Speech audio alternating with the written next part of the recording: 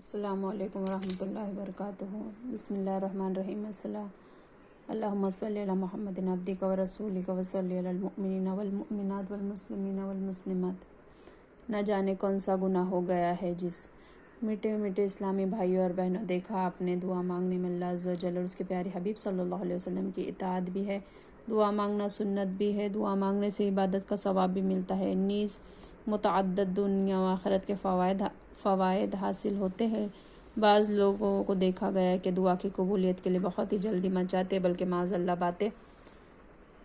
بناتے ہیں کہ ہم تو اب اتنا عرصے سے دعا مانگ رہے ہیں، بزرگوں سے بھی دعائیں کراتے ہیں، یہ وظائف پڑھتے ہیں، وہ اوراد پڑھتے ہیں، مگر اللہ تعالیٰ ہماری حاجت پوری کرتا ہی نہیں، بلکہ اکثر لوگ یہ بھی کہتے سنا ہے، نہ جانے ایسا کون سا گناہ ہو گیا جس کی ہمیں سزا مل رہی ہے۔ نماز نہ پڑھنا تو گویا خطا ہی نہیں، اور اس طرح کی بھڑاس نکالنے والے سے جب دریافت کیا جاتا ہے بھائی آپ نماز تو پڑھتے ہی ہوں گے، تو جواب ملتا ہے جی نہیں۔ دیکھا اپنے زبان پہ تو بے ساختہ جاری ہو رہا ہے، نہ جانے کیا خطا ہم سے ایسی ہوئی جس کی ہم کو سزا مل رہی ہے، اور نماز میں ان کی غفلت تو انہیں نظر ہی نہیں آ رہی۔ گویا نماز نہ پڑھنا تو معاذ اللہ کوئی گناہ ہی نہیں۔ ارے تھوڑی سی اپنی مختصر سے وجود پر ہی نظر ڈال دیتے تو سر کے بال انگریزوں کی طرح، سر بھی برہنہ، لباس بھی انگریزی، چہرہ دشمنان مصطفیٰ صلی اللہ علیہ وسلم یعنی آتش پرستوں جیسا، سرکار نامدار صلی اللہ علیہ وسلم کی عظیم سنت داڑھی مبارک چہرے سے غائب، تہذیب تمدن اسلام کے دشمنوں جیسا، نماز تک بھی نہ پڑھے، حالانکہ نماز نہ پڑھنا زبردست گناہ، داڑھی منڈوانا حرام، اور بھی دن بھر میں جھوٹ، غیبت، چغلی، وعدہ خلافی، بدگمانی، والدین کی نافرمانی، گالی گلوچ، فلمیں، ڈرامے، گانے باجے، بدنگاہی وغیرہ وغیرہ، نہ جانے کتنے گناہ کیے جائے، لیکن یہ گناہ جناب کو نظر ہی نہ آئے۔ اتنے گناہ کرنے کے باوجود شیطان غافل کر دیتا ہے، زبان پر یہ الفاظ شکوہ کھیل رہے ہوتے ہیں، کیا خطا ہم سے ایسی ہوئی جس کی ہم کو سزا مل رہی ہے۔ جس دوست کی بات ہم نہ مانیں کیا وہ ہماری مان لیں گا؟ ذرا سوچئے تو، آپ کا کوئی جگری دوست ہو اور آپ کو کئی بار کام بتائے مگر آپ اس کا کام نہ کریں، اور کبھی آپ کو اپنے اسی دوست سے کام پڑ جائے، تو ظاہر ہے آپ پہلے ہی صحیح میں رہیں گے کہ میں نے تو اس کا ایک بھی کام نہیں کیا ہے، اب وہ بھلا میرا کیوں کام کرے گا۔ اگر آپ نے ہمت کر کے بات کر بھی دیکھی اور واقعی اس نے کام نہ بھی کر دیا، جب بھی آپ شکوہ ہی نہیں کر سکیں گے، کیونکہ آپ نے تو اپنے اس دوست کا کام کیا ہی نہیں تھا۔ اب ٹھنڈے دل سے غور کریں کہ اللہ عز و جل نے ہمیں کتنے کتنے کام بتائے ہیں، احکام جاری فرمائے، ہم خود اس کے کون کون سے احکام پر عمل کرتے ہیں، تو پتہ چلا کہ اس کے احکام کی بجا آوری میں نہایت ہی کوتاہ واقع ہوئے ہیں۔ اب امید ہے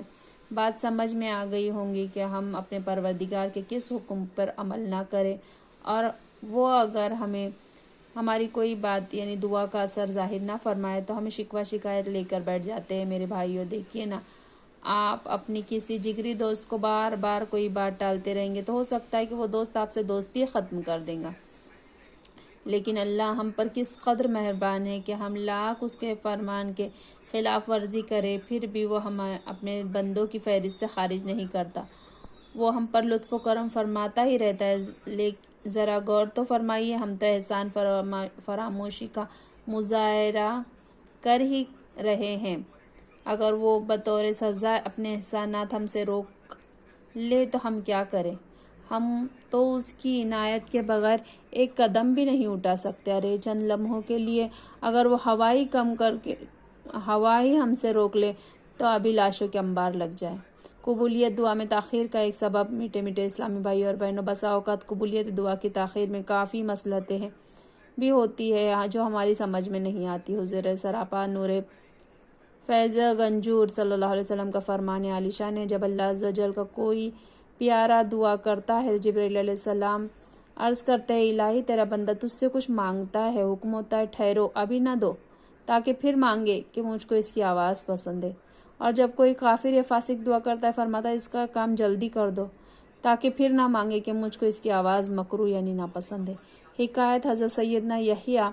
بن سعید بن قطان رضی اللہ تعالیٰ عنہ سے نے اللہ عز و جل کو خواب میں دیکھا، عرض کیا الہی میں اکثر دعا کرتا ہوں اور تو قبول نہیں فرماتا۔ حکم ہوا، اے یحییٰ، میں تیری آواز کو دوست رکھتا ہوں، اس واسطے تیری دعا کی قبولیت میں تاخیر کرتا ہوں۔ میٹھے میٹھے اسلامی بھائی اور بہنوں، ابھی جو حدیث پاک اور حکایت گزری اس میں بتایا گیا ہے کہ اللہ عز و جل اپنے نیک بندوں کی گریہ وزاری پسند ہے، تو یوں بھی بسا اوقات قبولیت دعا میں تاخیر ہوتی ہے۔ اب اس نصیحت کو ہم کیسے سمجھ سکتے؟ بہرحال جلدی نہیں مچانی چاہیے۔ احسن الویہ میں آداب دعا بیان کرتے ہوئے حضرت مولانا نقی علی خان رحمۃ الرحمن فرماتے ہیں، جلدی مچانے والے کی دعا قبول نہیں ہوتی۔ دعا کے قبول میں جلدی نہ کرے۔ حدیث شریف میں ہے کہ خدا تعالیٰ نے 3 آدمیوں کی دعا قبول نہیں کرتا، ایک وہ جو گناہ کی دعا مانگے، دوسرا وہ کہ ایک بات چاہے کہ قطع رحم ہو، دوسرا یہ کہ قبول میں جلدی کرے، میں نے دعا مانگی اب تو قبول نہیں ہوا، ایسا شخص گھبرا کر دعا چھوڑ دیتا ہے، اس سے مطلب سے محروم رہتا ہے۔ حدیث بالا میں فرمایا گیا کہ ناجائز کام کی دعا نہ مانگی جائے اور وہ قبول نہیں ہوتی، نیز کسی رشتہ دار کا حق ضائع ہوتا ہو ایسی دعا بھی نہ مانگے اور دعا کی قبولیت کے لیے جلدی نہ کرے ورنہ دعا قبول نہیں کی جائیں گی۔ احسن الویہ لآداب الدعا پر اعلیٰ حضرت امام اہل سنت مولانا شاہ احمد رضا خان علیہ رحمۃ الرحمن نے حاشیہ تحریر فرمایا ہے، ایک مقام پر دعا کی قبولیت میں جلدی مچانے والوں کو آپ نے اپنے مخصوص اور نہایتی علمی انداز میں سمجھایا، چنانچہ اعلیٰ حضرت رحمۃ اللہ تعالیٰ علیہ فرماتے ہیں، افسروں کے پاس بار بار دھکے کھاتے ہو مگر سگان دنیا یعنی دنیاوی افسروں کے امیدواروں